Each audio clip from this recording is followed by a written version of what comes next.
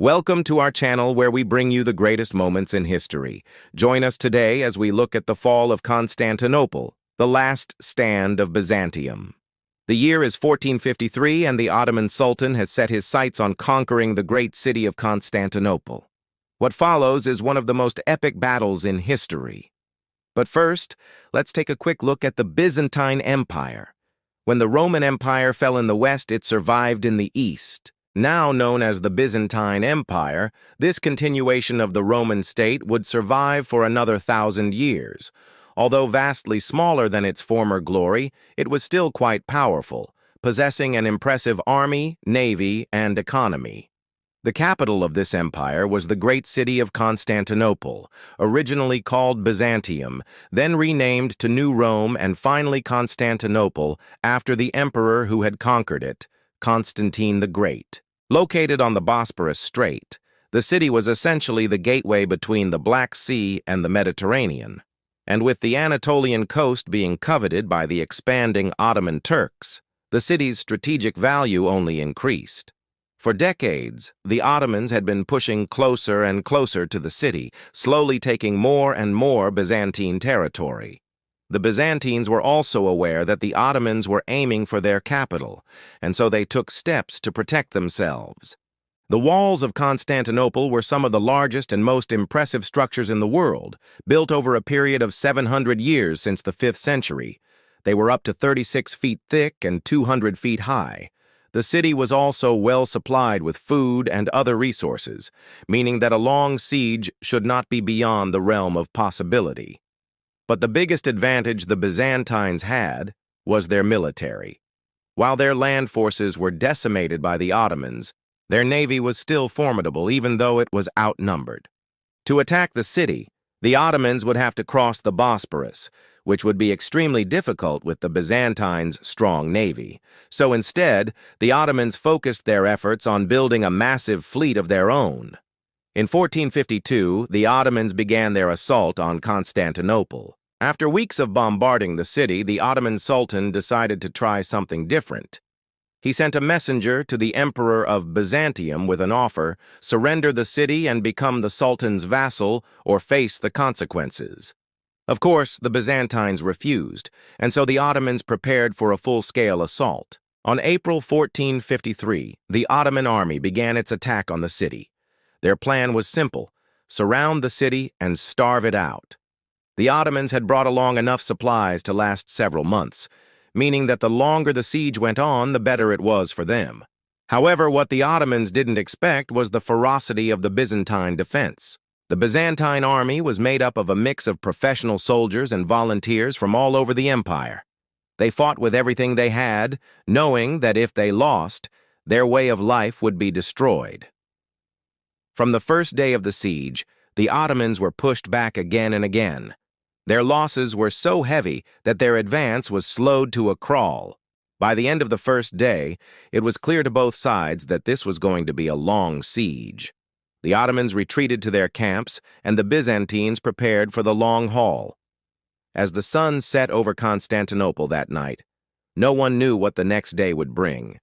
But when morning came, the Ottomans were back on the offensive. They had brought along massive cannons to bombard the city, but they were having trouble getting them close enough to do any damage. The Byzantines were using their navy to attack the Ottoman supply lines and prevent them from getting closer to the city. As the days went by, the Ottomans became more and more desperate. They began to make small raids into the city, but they were always beaten back. One day, the Ottomans managed to get one of their cannons close enough to the city to do some damage. They began to fire massive shells into the city, killing and injuring hundreds of people. But the Byzantines were still holding out. Then one day, disaster struck. A fire broke out in the city and quickly spread. It was later discovered that the fire had been started by the Ottomans. They had set fire to several barrels of gunpowder, causing the blaze. The fire raged out of control, destroying much of the city. The Byzantines were already exhausted from the siege, and now they had to deal with the fire as well. The Ottomans saw their chance and attacked. They stormed the city and began to sack it. The Byzantines were overwhelmed, and soon the city was under Ottoman control. The Ottoman Sultan had won. Constantinople had been one of the greatest cities in the world for over 1,000 years. It was home to some of the most important monuments of the ancient world, including the Hagia Sophia, one of the largest and most impressive churches ever built. But now it was all over. The Byzantine Empire had lasted for over 1,000 years. It was the longest-lasting empire in history. But now, it was finished. The Byzantine emperor was captured and taken to the Ottoman capital. There he was forced to watch as his empire was divided among the Ottomans. The fall of Constantinople was a turning point in history. It marked the end of the medieval period and the beginning of the modern age. It also marked the beginning of the decline of Europe. For centuries, Europe had been the center of the world. But now the Ottomans controlled the eastern Mediterranean and the trade routes to Asia. This would have a devastating impact on the European economy. The fall of Constantinople was also a turning point for the Ottomans. They went from being a small, unimportant tribe to controlling one of the largest empires in the world. The Ottoman Sultan was now the ruler of 3 continents. He controlled the Bosporus Strait, which gave him control over trade between the Black Sea and the Mediterranean.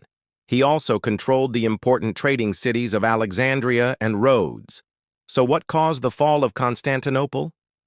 There are a lot of factors that contributed to it. The Byzantines were weakened by decades of war with the Ottomans. They were also weakened by internal strife. For much of its history, the Byzantine Empire had been ruled by the Macedonian dynasty. But in 1453, a new dynasty, the Palaiologos dynasty, came to power. This was a time of great change for the empire. Many of the old ways of doing things were abandoned in favor of new ideas. This made the empire less stable and more vulnerable to outside threats. Another factor that contributed to the fall of Constantinople was the rise of Islam. Islam is a relatively new religion. It was founded in the 7th century, but it quickly spread throughout the Middle East and North Africa. By the 15th century, Islam was a major threat to the Byzantine Empire. The Ottomans were a Muslim empire, and their goal was to conquer all of the Byzantine Empire. Finally, there was the issue of technology. The Ottomans were a more technologically advanced society than the Byzantines. They had better weapons and armor, and they also had better ships. This gave them a significant advantage in battle. Today, Istanbul is one of the most popular tourist destinations in the world. Every year, millions of people come to visit the city. Some of the most popular attractions in Istanbul include the Hagia Sophia, the Blue Mosque, and the Topkapi Palace. Istanbul is a beautiful city with a rich history. It is a place where East meets West, and it is a testament to the greatness of the Byzantine and Ottoman empires. What do you think?